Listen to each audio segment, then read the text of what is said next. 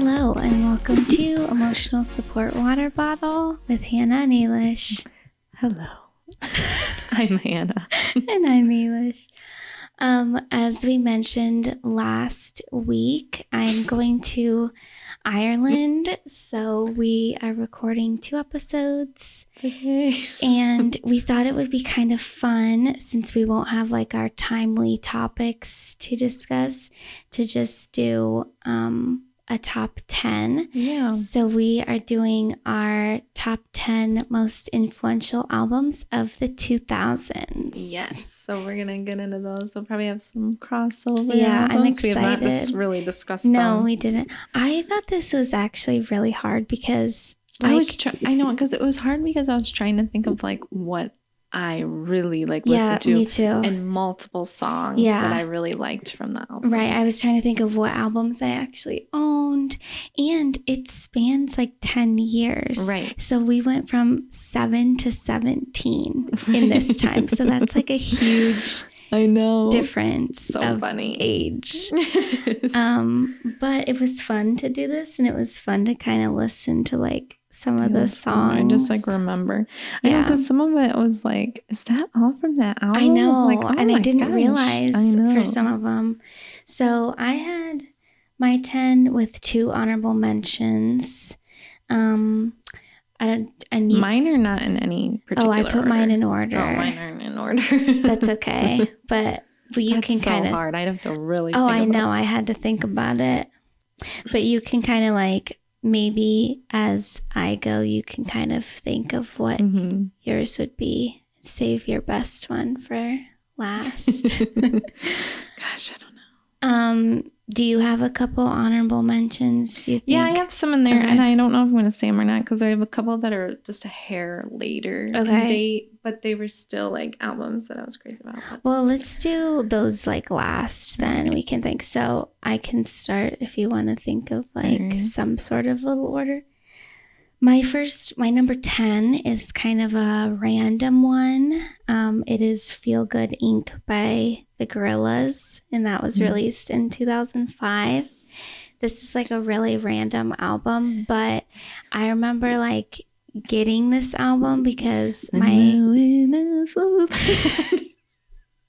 Yes. I just remember that particular song would pop up randomly all over. I even feel on Nickelodeon, and so maybe I'm wrong on that, where it's the music video would pop up. Well, and they were so much anonymity with them, but are they still making music? I feel they might be, but I no longer listen to them. No. But I got this album because my dad's girlfriend's daughter got 2 of them accidentally, and she's like, oh, does Ailish want this? And I was like, yeah. And they were really popular at the time, and so I would just listen to that and feel so cool.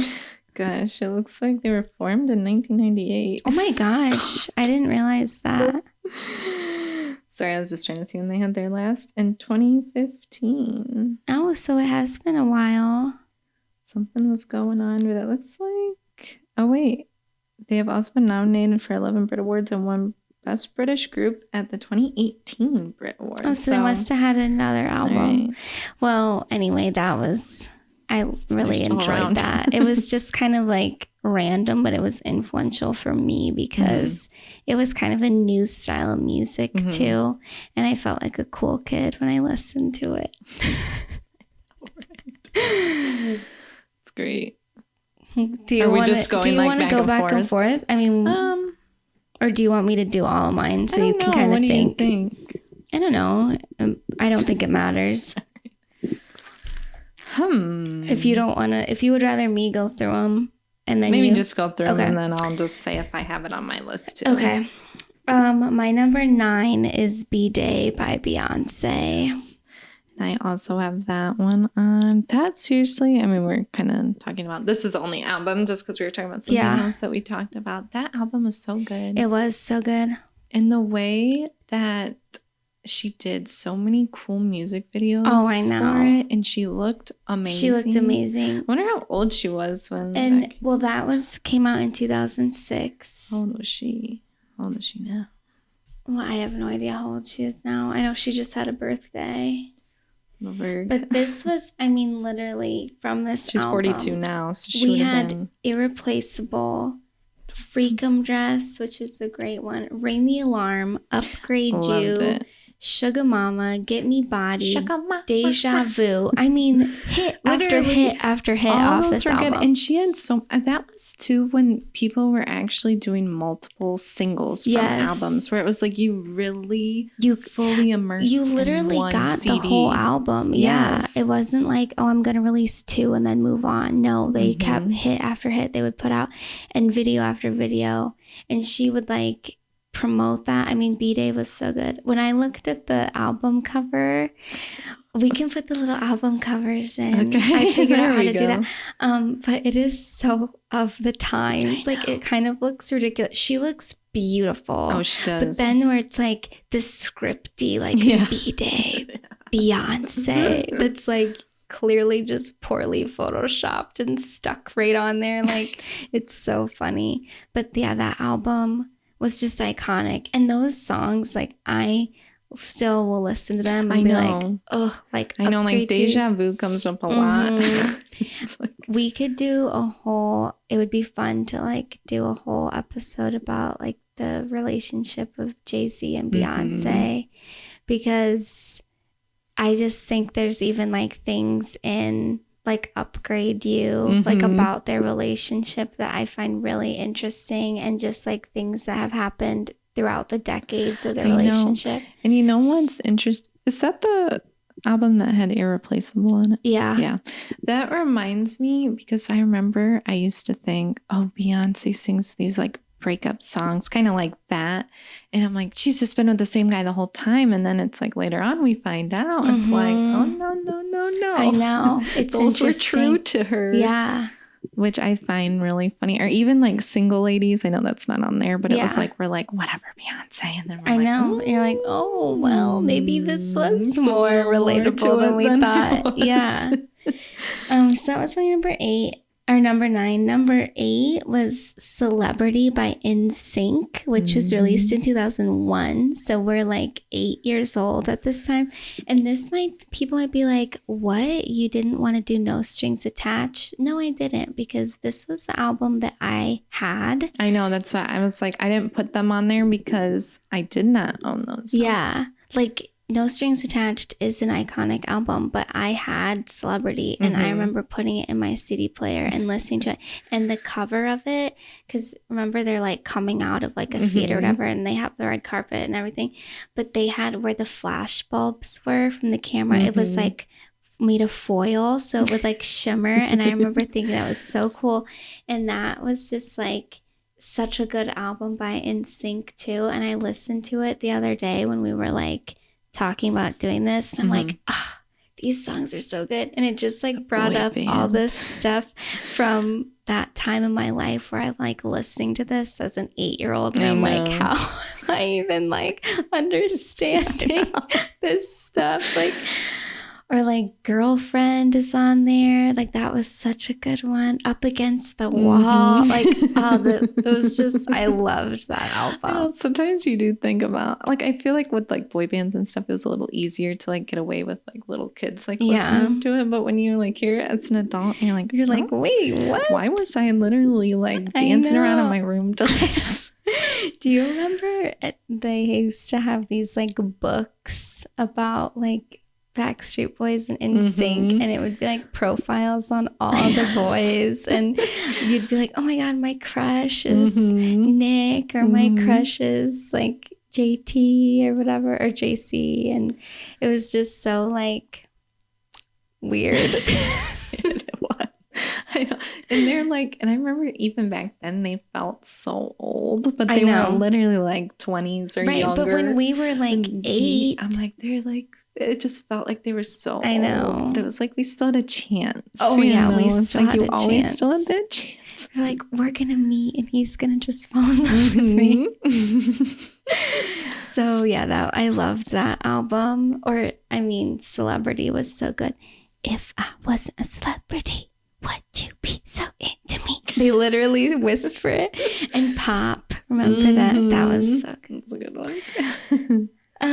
Number 7 is Graduation by Kanye West, which was released in 2007. This is one that I remember all these songs on the radio, like Homecoming by with Chris Martin, Can't Tell Me Nothing, Good Life, Stronger. Like those were all on the radio, but I didn't like fully get into this album until probably like when I was more in high school, which 2007 we were, but like I'd say a little bit later in high school. And I know this is probably a controversial choice because of Kanye West, but like old Kanye, like there is nothing like it. I'm sorry. There's just like not. You have to be able to separate the art and the artist, I think. Especially with situations like that. And I think at the end of the day too, like he is and was very talented. Right. I mean, even like his, more recent albums, like you can say what you want about him as a person, but I think if you actually listen to them, like they are good albums. Like the way he produces music and samples things, like it is, he's talented. But this was like prime Kanye time. I know. And then we had Late Registration. Like, I mean, so good. I loved. Rip to old Kanye. I know. What is that lyric? Sit down with the old Kanye or whatever. I can't remember. Yeah, it's especially all the new stuff that's coming out about him is a little odd, but we are going to move past that. I also put Future Sex Love Sounds. Did you too? I do have that one on. Even like, again, when people would actually put out all these singles, I mean, every single was so cool. And I feel like it was really cool because obviously he had his first solo album. But this one was just like, first of all, that's a great name. I know. That's a great name. Like, can you imagine being in the room when they like decided on that? Like somebody came up and everybody must have been like, yes. We got it. Yeah. But oh yeah, that is just a great, just all those songs, and especially when you did listen to them on the album, they had so much extra music to it than when it would just be on the radio. Interlude, the prelude. I know. Was this was his second solo album, right? I believe so. Okay. I mean, I remember when this came out, it was like, and this was released in 2006. This was like revolutionary. It was revolutionary for the music industry, but it was also revolutionary for like JT separately, like because it was so different. We were still used to seeing him off of like NSYNC. I know, having like that, like singing about a girl and like that typical boy band way. But now we see him in a suit and tie. He is like bringing sexy back. Literally bringing sexy back. I listened to that song and I'm just like, this still hits. Like this is so good. And even like when because it wasn't like it was a joke later, but it was very overplayed and stuff. But like you said, if you listen to that now, it is a good song. I know. Like, I think that's what makes like just producers and musicians and just albums like so iconic, if they can cross decades and generations and like still hold. And all these albums that we're talking about definitely have like more sentimental value to us, or that's why we said they're like our most influential, because obviously it's more pertaining to like our feelings. But like this one, I feel like a lot of people would agree. I know. And Shannon from Fluently Forward did an episode about Timbaland. Yeah. And they were talking about this song in particular. And they said that women just loved the song when they showed it to people. And they're like, women like this? You know, it's like they just knew it was going to be a hit with that. And that was just like... I listened to that episode. Yeah, that was a good episode. It was a good episode. And that made me like just deep diving into Timbaland too. Like everything he touched literally turned to gold. It really did. And not even just in this era, but like he was so prominent in this era of music. But then when you realize like his career like was so many artists, you don't even know. Like what? And it's like, I do remember like the Nelly Furtado, Justin Timberlake whole thing. And even Nelly Furtado had all those good musics, but it was like, he's just, and then when they said that he just would like beatbox. Yes. And that's how they would get the music. I was like, oh, unbelievable. My gosh. I mean, this is going off on a bit of a tangent, but like I just like am in awe of people who can create music. I mean, I really am, because that's just a talent that I do not have. And to be able to just like hear things and just like, and how they said with Timbaland that he like sees the colors. I mean, it's so wild. It looks so beautiful. And it just, some of those people behind the scenes, like they'll have like their little solo career, but when you find out all the stuff they do, because you're like, where'd they go? Right. It's like they've been here the whole time making. I know. It was reminding me of, well, because like Olivia Rodrigo has kind of been like getting into hot water about like music, and not just her, but just like her music sounds like other music. And I was like, but the lyrics are different. But then when I heard that situation with Timbaland and what he does to like come up with the music, I'm like, no, that is messed up. Or like I saw this video on TikTok of Mark Ronson when they were making the Barbie song with Dua Lipa, and she just like the way he came up with the music and all that work he did to make it sound just right. It's like, no, that's a big deal when you steal that stuff. No, it is. I completely agree. And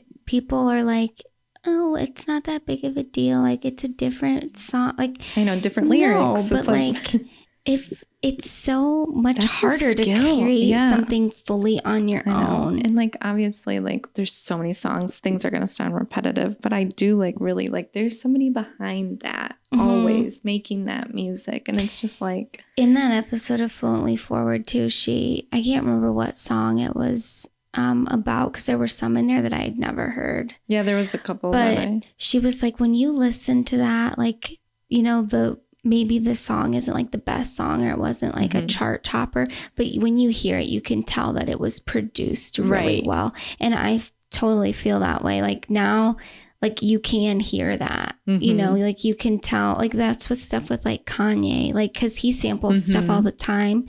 But I mean, I think he mostly would like get permission to sample stuff, but like how he'll take parts of like a song and speed it up or slow it down or cut it in different ways. It's like, I don't even know, how you can think. Like I couldn't be in the studio and think like, there's this song by this artist from 1976. I want to sample that for this. This would be an amazing backtrack. Like I can't even. No, like having that music, like that truly is an amazing talent. And the fact that Timbaland was behind this particular album is just like, it's great. And these were like total like club songs. I mean, they were. And even like in Love Stone, where it's like, she looks like a model. Yes. She's got a little more butt. Yeah. I'm like, who comes up with that? I know. And the way he says it, the way like the beat is, I know. And this had what goes around comes around. Yes. I mean, iconic video like with Scarlett Johansson. Yes. Again, like, that was a big thing. Trend of that time too, was like putting other celebrities in your music videos. And remember premieres, like those would premiere on TV, and I remember staying up until like 11 when it was gonna premiere, especially with like Lady Gaga and stuff. Just like, whew. This is a great album, and I arguably would say, I mean, there are some amazing ones off of Justified, but I think this is his best. I know. And I don't think he was ever really able to repeat this. No, I agree. If you're anything like us, you love to sneak a little bit of that raw cookie dough out of the bowl before you bake it. You know it's bad for you, but it's just so good that you can't help it. Well, now there's a company that is making raw cookie dough that is actually safe to eat, and it is made with good for you ingredients. At Dough, they make cookie doughs that taste amazing. They're vegan, they're gluten-free, and they are enhanced with vitamins and supplements that can help with immunity, your skin, and mood support. The best part about these is that you can eat it right out of the tub, or you can spoon it out and bake it in just 8 or 9 minutes. They also have some delicious donut holes that we recently tried on the podcast, and these are perfect if you want to bring them to work or even put them in a lunchbox. They're enhanced with some more vitamins that can help increase energy and metabolism. And let me tell you, they were so good. We tried the chocolate and the vanilla ones, and they were just amazing. So be sure to try dough at eatdough.com. And if you use our promo code ESWBPod, you will receive 10% off, and you can use free shipping on orders over $30 for free shipping. So that's eatdough.com, and dough is spelled DEUX, and use ESWBPod at checkout for a nice discount. My next one is Let Go by Avril Lavigne. Oh, yes, that's on mine too. This is such a good album, and this was released in 2002, which I didn't even realize. I knew it was early, man. Gosh. This was just so good, and I remember like actually listening to this in 2002, like when it was released, and like my friends, my neighbor friends we were so into this, and like we were so into Avril Lavigne, and she was angsty. She was like the redhead back then, but she was like still like a pretty cool girl. You know, like she was what everyone wanted to be. And she was like that tomboy thing. It was just such a different thing compared to like Britney and Christina and Jessica. It's like we got this like punk rock girl with the boy band with her, and she was rocking out like the ties and the armbands. I never like went to that style, but like I loved her for it. We definitely went heavy on the eyeliner, but like that was about it. But this just had, I could listen to this and probably sing the lyrics to like every song because it was so influential. Even beyond like Complicated and Skater Boy, like I'm like Mobile, like that was such a good. Everything's changing when I turn around. Like you just felt like it was one of those albums where you can't relate at all because you're so young, but you just feel like you can. You're like, she's singing how I feel. It's definitely and even like the cover was cool too, where it's like her just standing there and like the blurred background. Just that one is so good too. It was just something like kind of fresh, and even some of her. She's definitely had a lot of hit and misses album wise, but like The Best Damn Thing, that was a good one. Yeah, it is. It is a little frustrating with her, though, and I can kind of see why there's that conspiracy theory where people are like, this isn't her. Because it is so extremely different. Yeah. She went more like that bubblegum, like punk type style. And I think it wasn't like it was disappointing, but it was just like she was such a breath of fresh air that when she kind of went into this like she kind of seemed like normal. Like she seemed like somebody who was just like, yeah, I'm talented. Yeah. But like, I'm a normal girl. I know, like I eat pizza. Yeah. I'm from Canada. Yeah. It's like I have my studded belt. I shop at Hot Topic. Yeah. It's like, and then just for her to like kind of go this like super extreme. Yeah. It's just like, and I don't know. There's been like good songs here and there, but I wasn't like invested in I was invested in The Best Damn Thing, but I wasn't invested in like the other ones. And I wouldn't say that like an album has been comprehensively as good as that Let Go was. Like this was just so good. I know, and just iconic, and it was perfect for when it was released. And you're so right, like with all the other pop stars that were out there, like female pop stars, like she really was a breath of fresh air and something different that we needed. We felt represented. We did. All us Canadians. Speaking of Britney, though, my number 4 is Blackout. Did you have Blackout? Yes, of course I did. The way that this is 2007. Just the whole culture around that, like the Britney culture, was like just like it just didn't get any horribly better than that. You know what I mean? This was like we're losing grip with Britney at this point. She is shaving her hair. She now has the black wig. Yes, this is like, but this album came out and it was so good. It was so good. The sad part because and I think the album did well, but just the whole like everything around her really prevented it from, I feel like, being more successful. Because, and maybe it was super successful, I don't remember, but I just remember like her doing that performance with the bad extensions, you know, and it was like bad. I mean, looking back, she looked good, but she was just like, it was just such a mess, but it was perfect. Like, it really felt like you were in like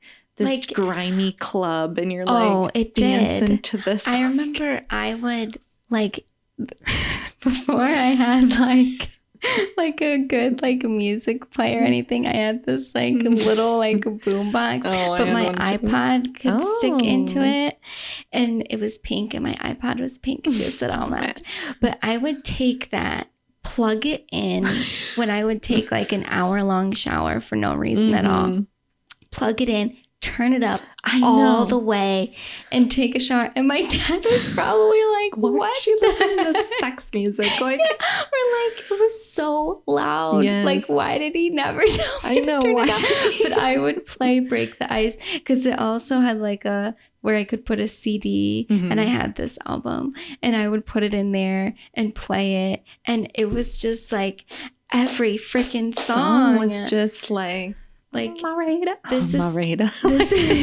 This is where Give Me More and Peace to Me. And those were the first two tracks. Yes. Like, we are coming out the gate hot. And even when like in the Piece of Me music video, she like, and even the song too, where it's like she's talking about the like media storm around her, and it's just like, I was so self-aware. God, this was so good. Like Hot as Ice. Like, no, that one was good too. This is a great album. I know. I remember just like letting that CD play too. I had this CD player at my dad's house where you could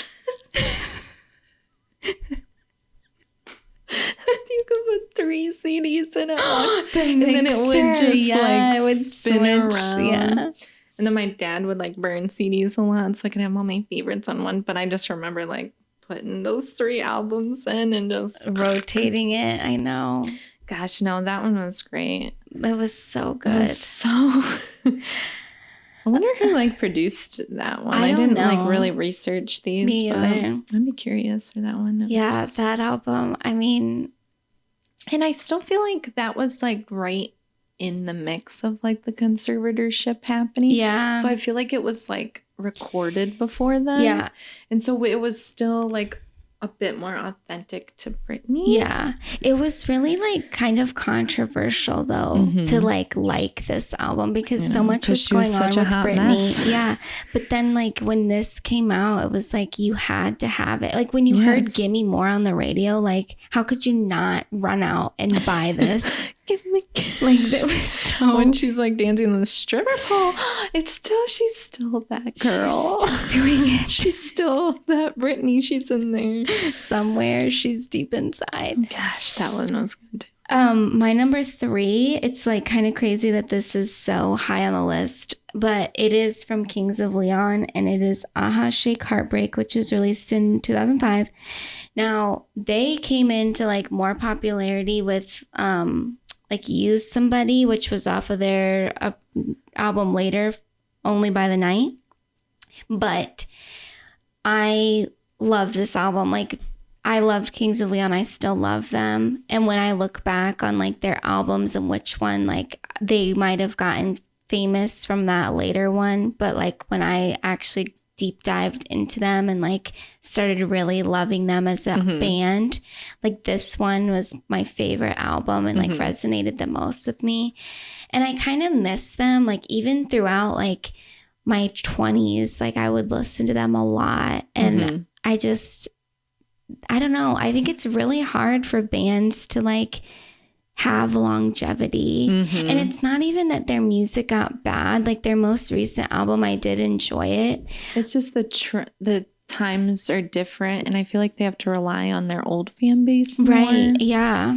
because when you've got like TikTokers putting out albums and singles, it's like that's what the young kids are listening to. They're not listening to those bands as much. Yeah, and they weren't like in the pop genre. They were more in like the rock genre. So I feel like that's a really hard area to be into and to like stay relevant. Right. But like this stuff that they were doing, like they had that like kind of dirty, like country rock like vibe. And I just loved that. Yeah, I do like the sound of his voice. Yeah, or their voice. It's their just situation. rough, you know, like, yeah.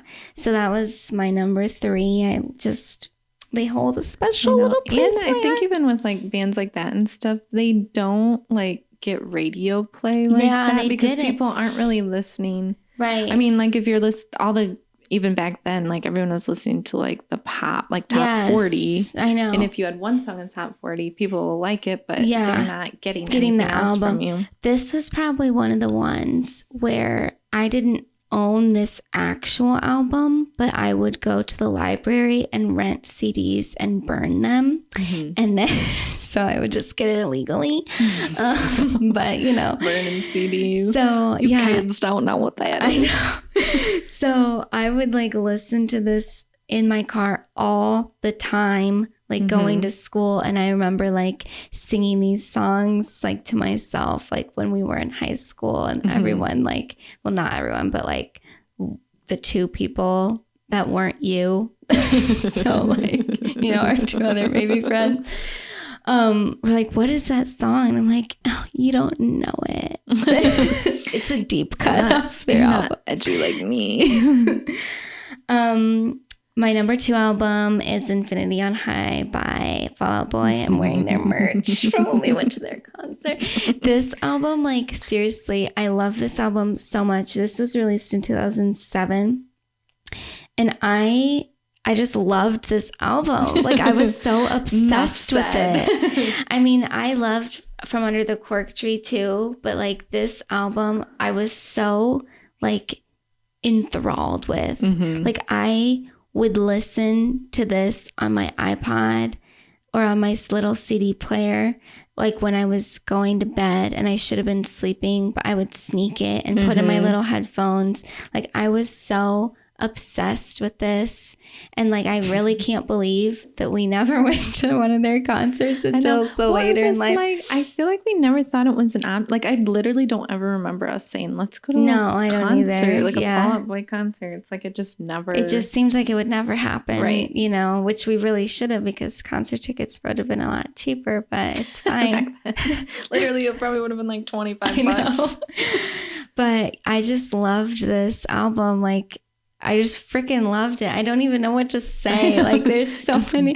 There's just all the songs. And I even like before we went to or even decided that we were going to go to the concert, like I listened to this again and I'm just like, oh my God, like the nostalgia. And I feel like it still like hits as an album, but I don't know. I feel like I don't know. I mean, there were a lot of people at that concert, so obviously they still have like a huge fan base, but it just, for me, that is one that like the sound of it is pretty timeless. And it's not like the music was actually like so different for the time, but just like we talked about before, like their lyrics are like kind of unique and like, again, like angsty, and that's when we were in our scene kid phase. I know. And I always felt like Fall Out Boy got kind of like lumped together with Panic at the Disco. Yeah. And I just feel like, no, they were very different. I feel like they were just more of the mainstream versions of that stuff. But I just Panic felt like was more poppy. Yeah. And there's a lot of other bands I think that are similar to Panic at the Disco. But I feel like they were like Fall Out Boy was just a hair different, like just a different way with it. Yeah. And then my number 1 album is The also Fame. My number 1. The Fame. I mean, how could it not be? I knew this was going to be number 1. The way we just like, this was a lifestyle. It was. And when I tell you every song, I know. This good. Is 2008. Every song is good. It is. I mean, just from the top, Just Dance, Love Game, Paparazzi, Poker Face, AA, Nothing Else I Can Say. That one was adorable. I Beautiful, love Dirty Rich, The Fame. I mean, those are all hits. I know. I mean, keep going. They're all good. Like, all of them are good. Like, Money Honey wasn't mainstream. No. Starstruck wasn't really either, but I loved that one. I know. They were all good. Boys, Boys, Boys. Didn't she have a video for that? I don't think that one, no. She had Beautiful Dirty Written. Oh, yeah. Maybe that's it. Paper Gangsta was good. Brown Eyes is so beautiful. Like, this is beautiful ballad on all these. Which kind of was random, but it's great. I Like It Rough. Amazing. Summer Boy. So cute. And Disco Heaven. I mean, they're just like the way that, and it was, again, it kind of reminds me, I guess, closer to like Justin Timberlake's Future Sex Love Sound. Like, just kind of like that really dance. Like, I want music for in the club. And it was just so fun. And it felt like summertime. I mean, I still listen to it quite a bit. But it's just like, that was just amazing. And that is a timeless album, I think, too. It really is, because it has enough of this, like, I mean, it sounds like pop music. But there's nostalgia in there a little bit. There's nostalgia. There's like futuristic sounds. And she was so different when she burst out on the scene. Like, I know. She was unique. Yes. And people always say, like, you know, the Madonna. Well, she was the Madonna of our time. Right. And I mean, she's still been able to like make decent or like pretty good music through this. Like, she still has been able to last as a musician. And I think she wouldn't be able to if it wasn't for all these hits. Oh, for sure. And like, I just remember, like, you know, you heard Poker Face and Just Dance and all that on the radio. But when I saw that Paparazzi music video, like, and nobody was doing those like super long style anymore since like Michael Jackson. Like, this took you back to Michael Jackson. It had a whole storyline. It's like, it was a movie. It was a short film. And it was so beautiful in the way she's like making out with these like triplets. Oh, yeah. And it's just like, was it triplets or twins? Twins. Was it triplets? No, it might have been triplets, actually. Just like they were famous. I can't remember what their names were. In England or something. Yeah, and it was like just all of it. And just even the lyric. I mean, that was just, I'm like, wait, hold on. And that was really good. It wasn't one of the Skarsgårds that was. Oh, yeah. Was the main love interest. Oh my gosh.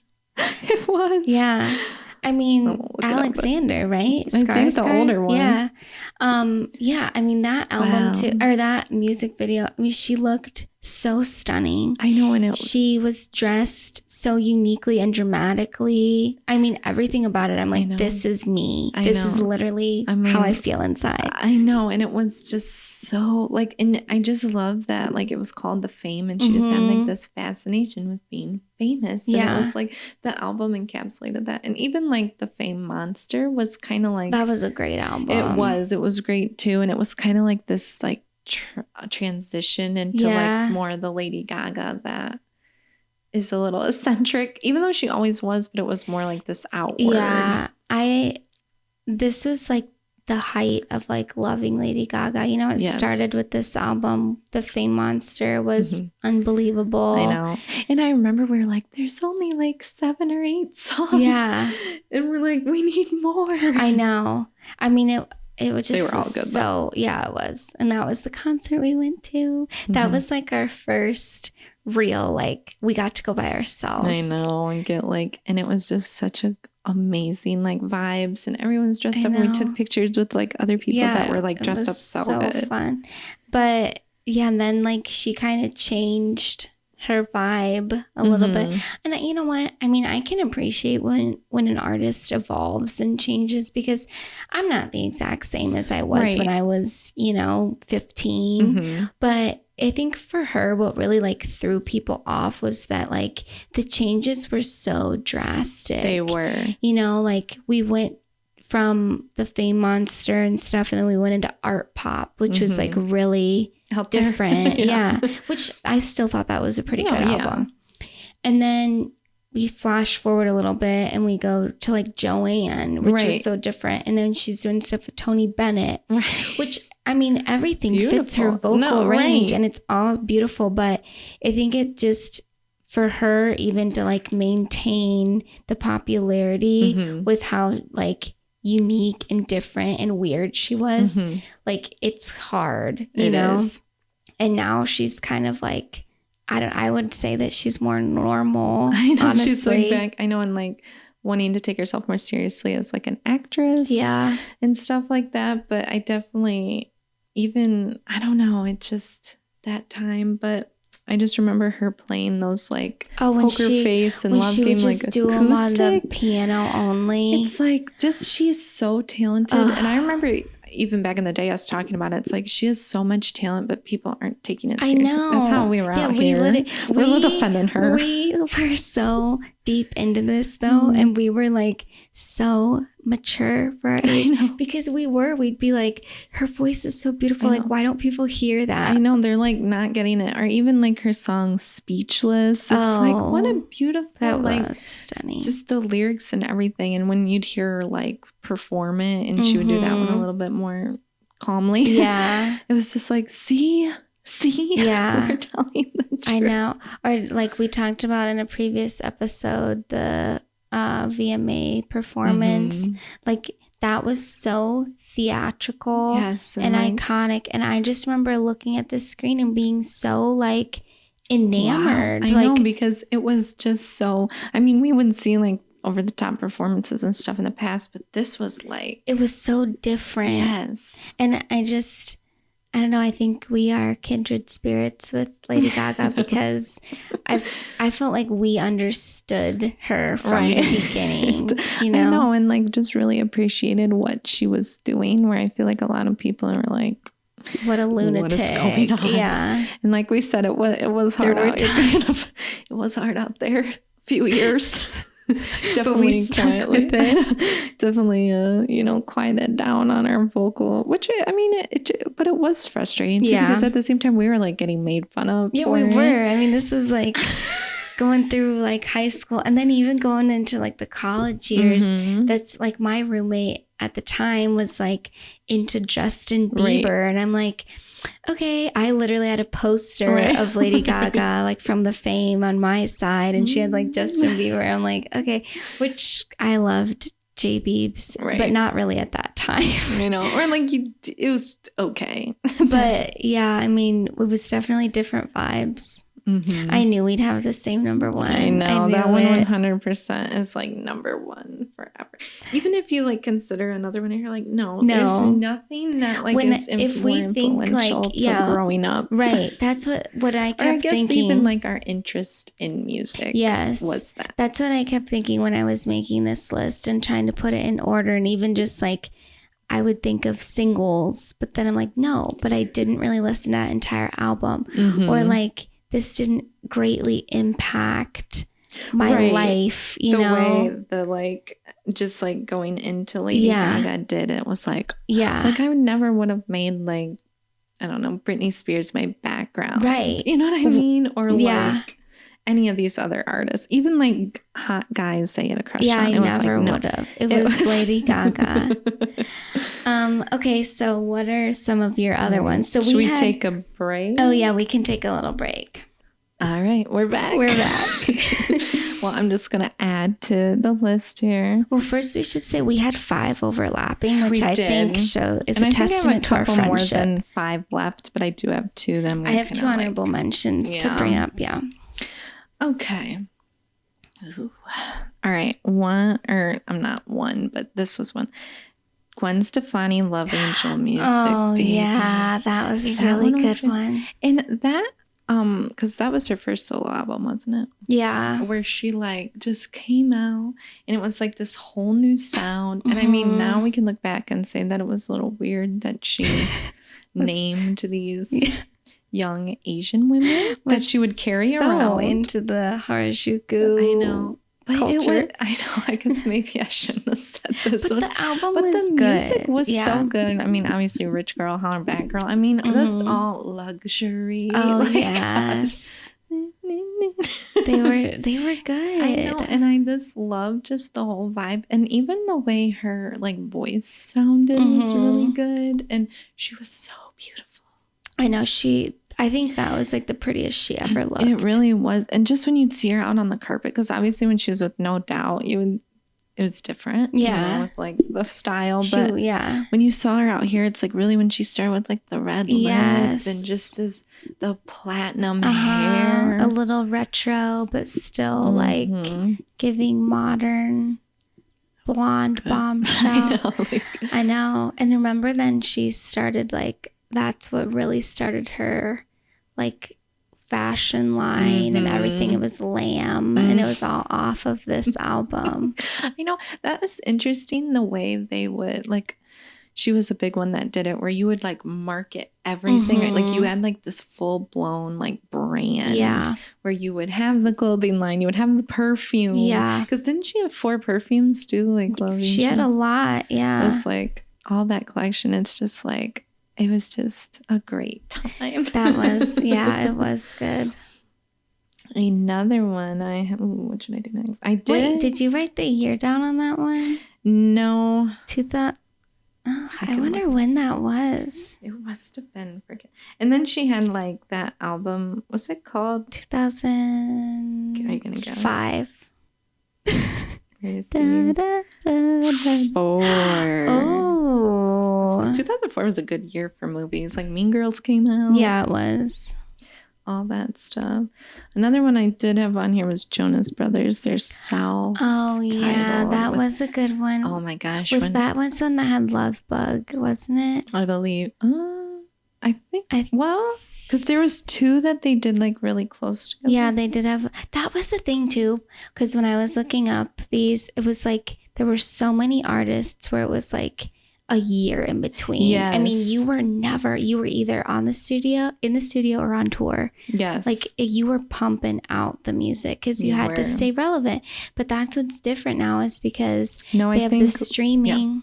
Yeah. Where you're just like, you can literally just put out a song. Yeah, I know. But yeah, I think that one was on the Good Night and Goodbye. Oh, okay. That one was a close one to get. It was a good one. When I first fell in love with Nick Jonas, and I'd say the Jonas Brothers too, was the Hold On music video. Oh. Where he has that solo and he just gets that like falsetto. And I remember we should watch that video. Literally, like the way we should, because he was like 12. We were too, though, so it was fine. It was okay back then. We were also 12. And when like it literally took my breath away, I was like, I love the Jonas Brothers. That was the video when they were in the room and then all the walls come down. That was a cool music video. That was a cool one. Oh, yeah. Yeah, just like that. And the wind is blowing and his hair is so curly. Yes, I remember I feel like there was times when we were just carrying that album around because I just like remember like at tennis we like had the album. It's like, why did we have the album in our midst? I can't remember if it was that one or their next album, but I got it and I brought it over to my same friends that I loved the Avril Lavigne album with. And I'm like, guys, like you have got to listen to this song. Like I brought it over. I was so obsessed and they like didn't care at all. They could not have cared less. They didn't even play it and I went home with it. I'm like, screw you. I feel like a little bit longer. Oh, yes, that's their one. Wasn't that the one where the cover was them in the rain with the umbrellas? That one's got Burning Up, Love Bug. Oh, Burning Up. God. So good. Sorry. A little bit longer. That as a song is just... Oh, what Nick's year was beautiful voice. Oh, my gosh. About his diabetes. This is 2007, 2008. But you know so what? Then it was like right say, after the other one. It's like the things that they would sing about they really did resonate with us because we were the same age, so like they were writing about their own little experiences. And even though we didn't have all these like beautiful, stunning boyfriends that like we had to break up with. But it was still like, and it was so wholesome. Yeah, like when they were singing, like the most they'd sing about back then was like a little kiss. Yeah, and it's like, it was just so swoony. I know they were. Oh, I can't believe I didn't put that one on. That was a really good. There's gonna be another one where maybe I'll just say that one next.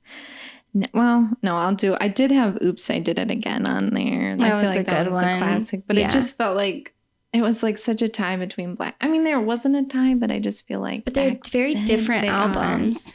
And just like the whole Just the way like Britney was just this. It was like her and Christina were like competing who could be the most raunchiest. But I always felt like Britney's was so much.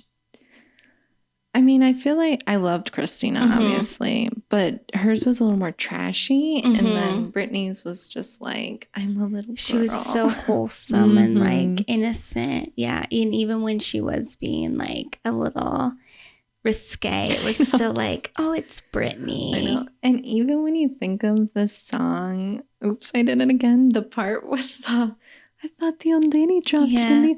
But I went out. I went down there and got it for you. Oh, you shouldn't have. Oops, I did. It's like, what in the world? Whose idea? Where did that come from? And the album, he's like about to go off into space. Yeah. That album, the Oops, I Didn't, had the wackiest music videos. Yeah, it did. And they were all just like so cheesy and of the time. Like. Gosh, I just wanted to mention that one also. I did have on there too, Rihanna, Good Girl Gone Bad. That's one of my honorable mentions. Is it? I was like, that one was, again, every song is good. I know. Every single song is good. And we went from like Fun to Replay and SOS into to this. Yes. She cut that hair. Oh, we had Umbrella. Did.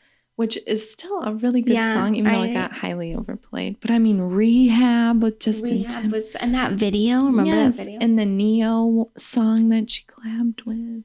And Breaking Dishes up in Breaking here. Dishes is good. Hate That I Love You. Yes. Shut Up and Drive. Shut Up and Drive. And that one was the single she released. Gosh, that one was good. Sell Me Candy was a good one. I know, it was like, just again, every song, Good Girl Gone Bad is a good song. I mean, that was so good. I remember I bought this when I was in Ireland and I would go shopping with my aunts and I like wanted this album. And I remember just like opening it up and looking at how stunning she was. And I'm like, she is so beautiful. And I felt like such a little freak, but I'm like, she is just otherworldly. Like, and then like women were not doing that. Like she completely transformed herself. Yes. And she literally, I mean, that album could not have been any more perfectly titled. I know, because she literally was Good Girl Gone Bad. And it like, even in every music video, it's like a different look. This was when she was really changing up her hair and everything. And it was just such a good album. And even like a couple more of her albums were just so good. And she kind of like continued with that. I mean, is it called Only Girl? The one where she's got the red hair. California King Bed, that one song, With that album. That one was a little softer, but the rest of her albums Say My Name all with Drake. Yeah, that was a good one. Oh, What's My Name? Not Say My Name. Oh, yeah, this was so good. And just remember when the Umbrella music video dropped. Again, that was another like, this is a good music video, not to be forgotten with Tom Holland's rendition of it, which was equally as good. Maybe even better, some would argue. He's so pretty. Anyway, he looked great in that patent leather on Lip Sync Battle. Yeah, but yeah, that was just a great album. I loved it. But I would say another one that was super top of the list for me was Christina Aguilera's Back to Basics. That was a great album. And it was just so cool. You loved that one, I remember. I loved it. Like, again, every song, and it was a 2-disc. Like, literally, there must have been like a million songs on it. Yeah. It's like one had like more, and then the other one had like 5 or 7 or something. And gosh, it was so good. And she looked so beautiful that time, She looked like Marilyn Monroe, just like her style and just all the music video and like Candyman. Ain't No Other Man But You. That was a good one. Oh. Yeah. And it just fit her style of singing. That's sort of like with Rihanna, like she went, not even necessarily like up from Good Girl Gone Bad. It was like she just maintained the trajectory, and like her albums after were still so good, even though they were different. And I feel like with Christina Aguilera, like that was really pinnacle. Yes. And like every time it was something different, but it didn't really work. Right. But with like Back to Basics, I don't really know if it did as good like radio play wise. Yeah. I mean, she had a couple of singles off that, but like there was, I don't know what I was watching or how I was watching it, but it was like a whole like concert that she was doing with it. And it was just so cool where she had like the live band with like the trumpets and everything. And I'm like, I feel like that probably did better. And it just worked so well when she would like wear the white suit. Oh, yeah. She looked great. It was just good. But then she obviously had some not so good music after that. Which is really sad the way, because she's so talented. I know she is. I feel like her ego kind of got in the way. I know. You know? I mean, she knows she's talented and so does everybody else, but she like won't ever let anybody forget it. And we're like, okay, we get you have an amazing voice, but like... You're not giving it. And it almost feels like her specific voice doesn't really work with pop music anymore. Yeah. In the way it did when obviously like Genie in a Bottle and stuff, but that wasn't really showcasing her. Or even talent. With like Dirty, like that was still in the pop realm, like, and it fit, but then she just kind of mixed it up, and I don't know, she's never really gotten back there. She kind of lost her way a little bit. All right. I guess I can, I don't know. When do you want to do the honorable mention? Was that all of your main ones? This one was, I wanted to have it main, but I kind of put it as an honorable mention, which is Pink's I'm Not Dead. Oh, that was a good album. That was a really good album. I'd listen to that one too on my little CD player. And it was, she had a good voice too. It was so different. Remember when she came out with Stupid Girls? Oh, and yeah. She like made fun of everybody. Made fun of all the Paris Hiltons. And it was kind of like that. I'm not like all the other girls. But it was, it was kind of annoying when she would do that. And she even still does sometimes. I'm like, okay, we get it. Or she'll talk about how she fought, or Christina Aguilera fought her in the club or whatever. And like still like the Lady Marmalade. Yeah. Still talking about Christina. Like, let it go. I know. It's like, okay, we figured she was probably a diva and we get that she's a diva. But yeah, I mean, that was a good album. Yeah, it was. And then these are like honorable mention too. Like Dixie Chicks Fly and Shania Twain, The Woman in Me. Just kind of like that country. Yeah. That's a really good album. I had Nelly Furtado Loose as my other honorable mention. Yeah. She was good too. She really just went into obscurity. I know. She really did. And I guess she has a new song out with Justin Timberlake and Timbaland. I did hear something which I was driving home last night and it like came on the radio. I don't know. I didn't really listen to it in full. I feel like it was kind of one of those things where like we almost forced ourselves together. Maybe if I listened to it all the way, I'd like it. I don't know. I know. And I think it's hard too because like some of that magic just can't be recreated like some of these albums. It's like you can, I know, which sucks, but it's like, I feel like they came out at the right time where people loved them and it just worked. You know, talking about like all these albums that are like influential and iconic to us, I feel like if I'm thinking about like modern day albums, like there really aren't very many, if any, really that like come to mind where I'm like, oh my God. Like, I mean, the only one that I would really think of would be like The Weeknd. Like I really enjoy his albums, or like SZA's most recent album. Like I really loved that one. But like most of the artists that are putting music out now, it is single based. Yeah, and it's like, because I mean, we could literally make a song now and put it up. Right, I know. It's like, not that it's so easy, but because you have to be talented. Yeah, right. And we already said we're not. But I mean, it is so much more accessible to anybody who wants to just do it. Yeah. And I guess like if I was thinking of, honestly, the only modern day one where I'm like, that really affects my life is maybe Taylor Swift Folklore. And that's honestly probably it. And especially like Olivia Rodrigo's Sour album is good, but I'm not the demographic. It's like, these are nice songs. They're good, but it's not, I can't just be like, this 18-year-old wrote an album and I'm obsessed with it. But it's like weird though, because like with like Future Sex Love Sounds, for example, I mean, obviously we weren't the main demographic for that. But it translated. It translated. So it's like, and why? I think that people, like my dad probably enjoyed some songs off of that too, you know? So it's just weird how. Why can't people do that now? Yeah, we're like, with like even Olivia Rodrigo just put out her new album. It's like, I'm probably not going to listen to that. And even when like Vampire comes on, I'm like, okay, but this is still like a kid writing about kid stuff. Like, and I just can't. I know, or even like Dixie D'Amelio. It's like some of her songs are fun, but I'm just not finding myself wanting to listen to it. And then like Charlie D'Amelio puts out one song. It's like, what's the But that's the thing is like because of streaming and social media nowadays, I think that you can literally put out one song, make money off of it. Make money and not do anything else if you don't want to. I know. And Tana Moja was just on Trisha Paytas's podcast, and she's talking because she had like rap songs back in the day, and she's like, why'd you do that? You just wanted to? She's like, I wanted to because it was funny and I made money. And she's like, you made money? And she's like, yeah, I made money off of my music. It's like, no, like it's not. And those aren't things that's like we're getting a lot of people to come and spend time in the studio, and like we're putting a lot of thought and heart and it's literally just like, okay, here's the song somebody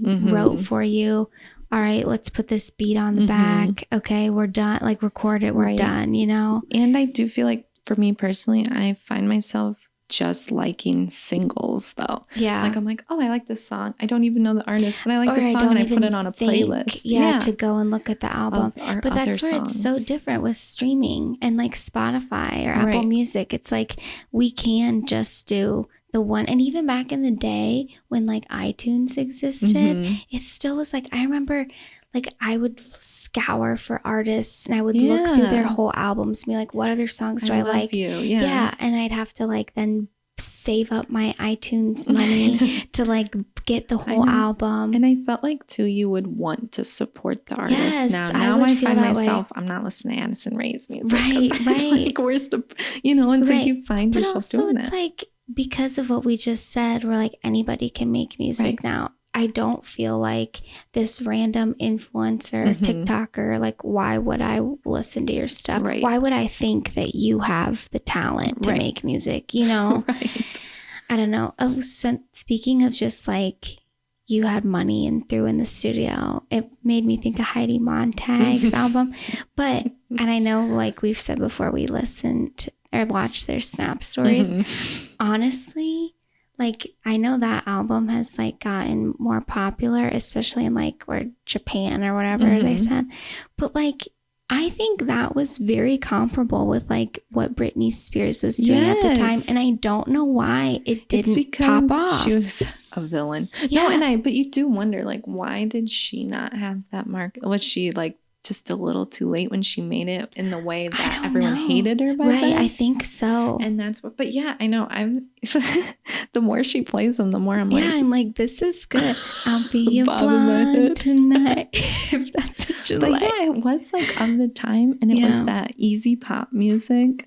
But they were pretty good, like honestly. And she will, even when she talks about it, she's like, we worked with like these top producers who worked with so-and-so. And it's like, you guys were blackballed. Like you 100% were. Like there's no way. There was never a Heidi Montag song on the radio. No.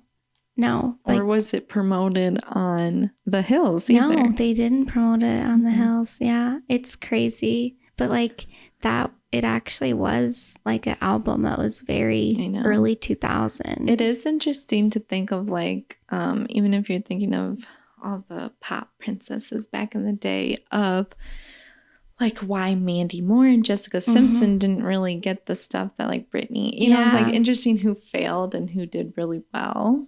I think a lot of it is like who they were managed by at the time. Oh, I know. That's so sad with some of these other artists that just like, I mean, we saw it with big one with Kesha and all this stuff. Oh gosh, Kesha. Oh my God, that's a whole nother. But also like, look at what like Britney and Christina were willing to do and willing to sacrifice. And when I think of like Mandy Moore, I think she was probably no, I'm not doing that. Whereas like Britney had been, and even Christina, I mean, they both were in the Mickey Mouse Club. They were in it from such a young age. They were literally like already tethered to the industry. So they just kept going. Yeah. They were likable. I know there obviously is like an it factor out there, and it's like not just anybody can be a singer, pop star. Unless you're like chosen and you're placed into the industry. Like the rumors about Dua Lipa, that you're just an industry plant. I think we should talk about that sometime, because that is really interesting. Or even like failed albums would be a good one. Like, I mean, we don't have to get into it now, but I mean, just if you're thinking of like Hilary Duff or like Ashley Simpson. Yeah. Oh, Ashley Simpson. Okay, guys, we are really excited to announce another collaboration with the brand Happy Earth.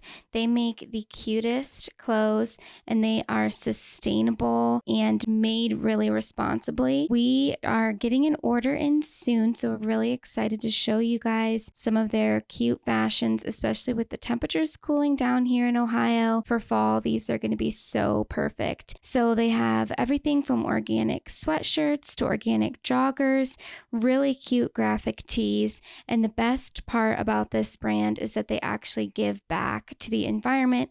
So with every purchase, you are helping to fight climate change, plant trees, and even clean up trash. So for a nice discount, you guys can use Emotional Support Water Bottle Pod at checkout for a wonderful 20% off.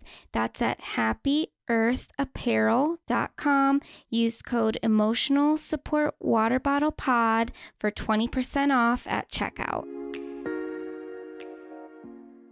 So many good ones out there, but this is just like one small thing that we can just touch on really quickly, because we forgot to bring it up in last week's episode about Kylie and Timothée Chalamet going official. They have solidified their relationship. Obviously, by the time this comes out, I mean, who knows? They could be broken up. We have no idea.